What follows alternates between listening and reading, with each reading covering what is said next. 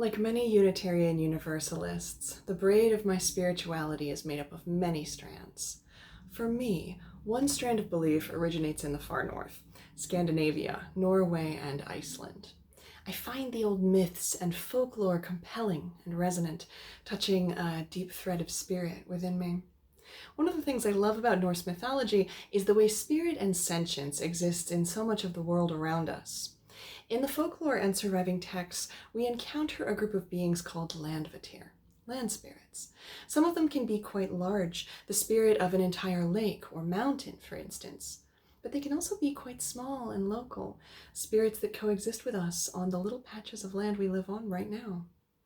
If we think about our bones and flesh as the physical vehicles for our spirits, the soil, microbiota, fauna, and flora in a given area of land are the physical vehicle for the land spirits.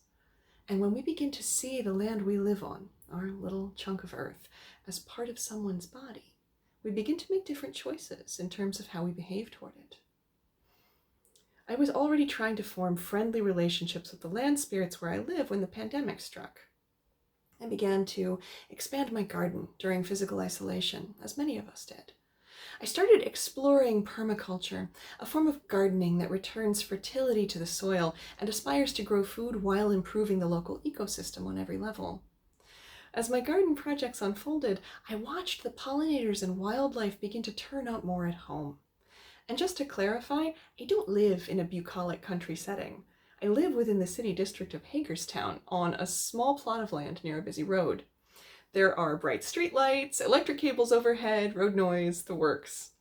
Yet, by putting effort toward enriching the soil and working to create more food sources for local pollinators and birds, my little tiny chunk of the city began to change. There's a saying in witchcraft, we don't get proof, we get eerie coincidences.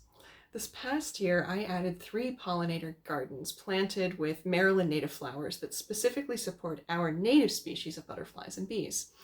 The day after I installed them, I was walking down my steps to go to the grocery store. A pair of white butterflies rose from one of my lavender plants and flew directly in front of me, hovering at about chest level and blocking my path.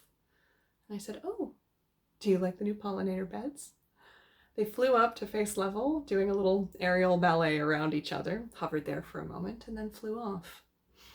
As a mystic, my world is filled with these funny little moments that could be nothing or could be something. I choose to find meaning in those in-between experiences, and I think I may have gotten a little nod of approval from my land spirits. Climate crisis is a global threat, ultimately coming from being out of right relationship with the world around us. We, as a culture, as a species, have collective work to do to manage the coming changes and try to mitigate them. The thing that's easy to forget, though, is that right relationship is also found at home. It's in the small things. It's in the finches and the squirrels, the salamanders and earthworms. It's in the butterflies that cross our path. It's in the very makeup of the soil that we walk on. Right relationship isn't just the phone calls and emails we send to senators.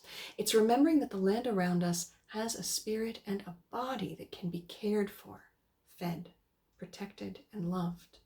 We can make choices to treat that body better. If we're working at retreeing our area, we can choose native species like dogwood, common persimmon, oak, red mulberry, or others that not only offer shade, but support our local fauna.